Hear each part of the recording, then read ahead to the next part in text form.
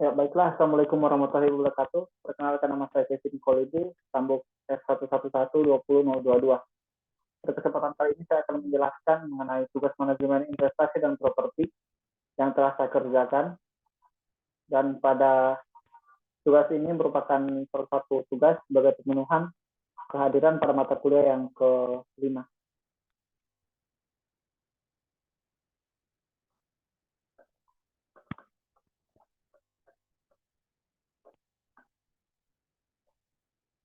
Ya, kita masuk ke soal pertama, di mana soal pertama ini yaitu berbunyi seseorang A menyimpan uang 100 juta dalam rentang atau masa 5 tahun.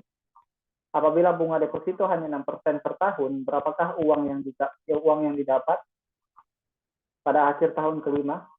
Sementara seseorang B lainnya membeli tanah seharga 100 juta rupiah pada tanggal dan tahun yang sama dengan asumsi kenaikan harga tanah setiap tahun 20% dan dijual pada akhir tahun kelima.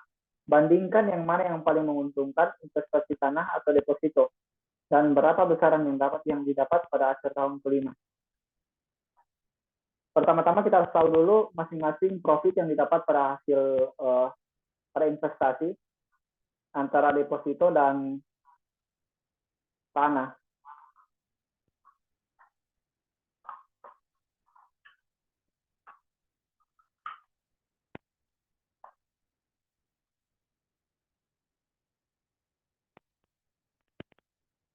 Nah, untuk profit dari bunga deposito bisa kita hitung dengan cara mengkalikan antara setoran pokok kali dengan suku bunga deposito dikalikan dengan tenor. Tenor terkait dengan jumlah hari yang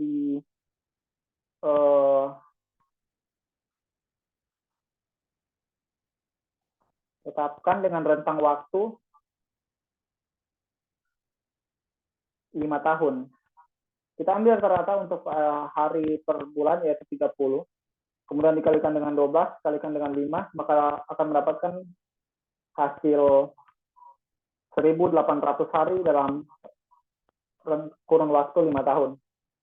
Maka untuk rumus yang digunakan yaitu setoran pokok kali suku bunga deposito kali tenor atau 1.800 dibagi dengan 365 hari. Maka kita akan mendapatkan hasil 29.589.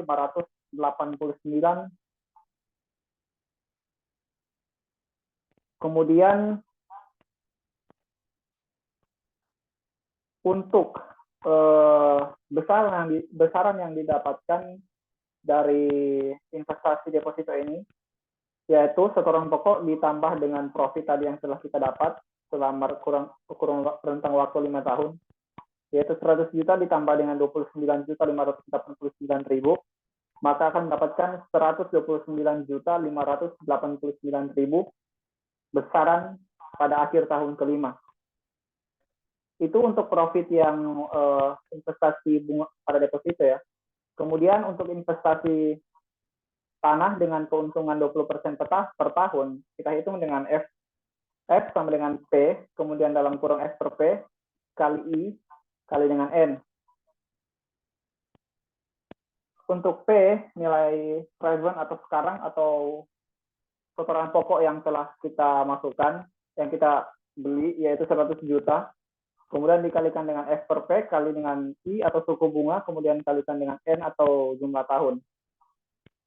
Maka akan mendapatkan 248.800.000 rupiah.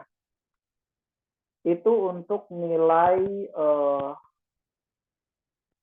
besaran yang akan didapatkan. Kemudian untuk keuntungan yang kita dapatkan, berarti tinggal kita kurangi aja dari keuntungan yang kita dapatkan atau besaran yang kita dapatkan tadi, 248.800.000 rupiah, dikurangi dengan 100, maka akan mendapatkan 148.800.000 rupiah. Maka untuk keuntungan atau profit yang kita dapatkan dari investasi tanah yaitu sebesar 148.800.000 rupiah. Maka tetapi meskipun di sini kita lihat bahwa keuntungan daripada investasi tanah itu lebih besar daripada investasi deposito, kita perlu tahu bahwa investasi tanah ini bersifat liquid ya. Jadi teman-teman harus tahu dulu, harus dipikir dulu secara matang-matang apakah akan investasi deposito atau tanah. Jadi kesimpulan yang kita dapatkan untuk soal pertama, investasi deposito dengan modal pokok yaitu 100 juta akan mendapatkan keuntungan sebesar 29.589.000, sedangkan untuk tanah dengan harga 100 juta dijual pada tentang waktu 5 tahun dengan kenaikan suku bunga 20% per tahun, maka akan mendapatkan 148 juta 800.000 rupiah sebagai profitnya. Kemudian kita masuk ke soal kedua. Soal yang kedua berbunyi, hitung daya ungkil atau daya ungkit, leverage, pembelian ruko 600 juta rupiah dan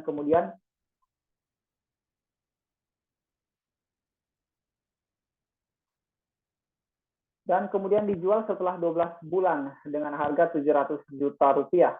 Bandingkan uang muka 30%, banding uang muka 30% dan 50%.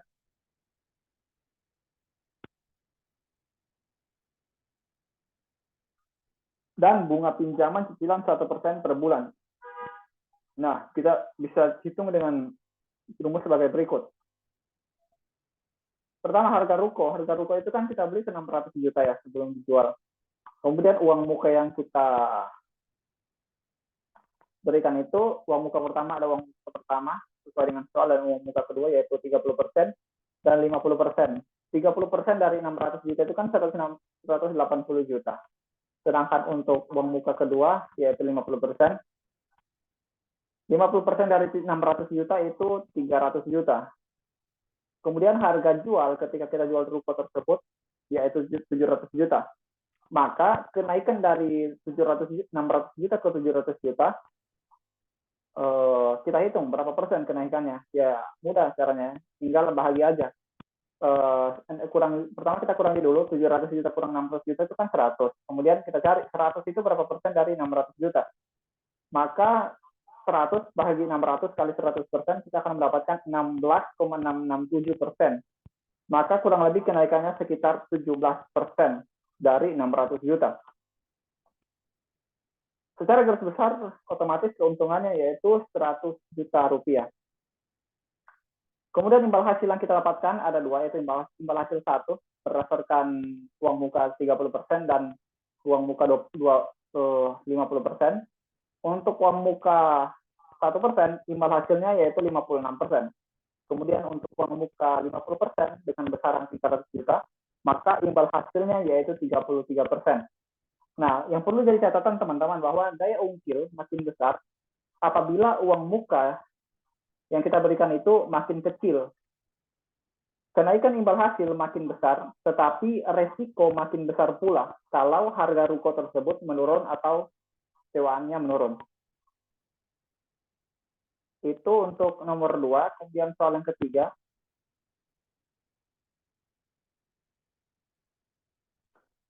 Soal yang ketiga berbunyi demikian. Harga sebuah rumah sebesar 450 juta rupiah dengan uang muka 50 juta rupiah. Cicilan dilakukan selama 15 tahun dengan bunga per tahun 12%. Tetapi bunga digandakan per bulan. Hitung nilai cicilan per tahun berdasarkan bunga efektif. Harga pokok, pertama kita harus tahu dulu kalau harga konstannya itu 450 juta.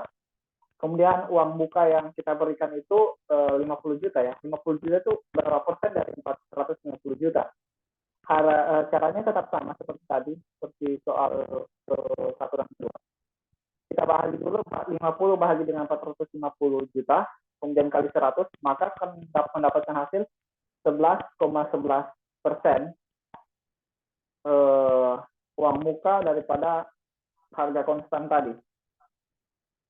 Maka harga yang dicicil nanti yang akan datang yaitu 400 juta. Kemudian bunga atau suku bunga yang akan kita dapatkan atau akan diberikan kepada kita yaitu 12% per tahun. Maka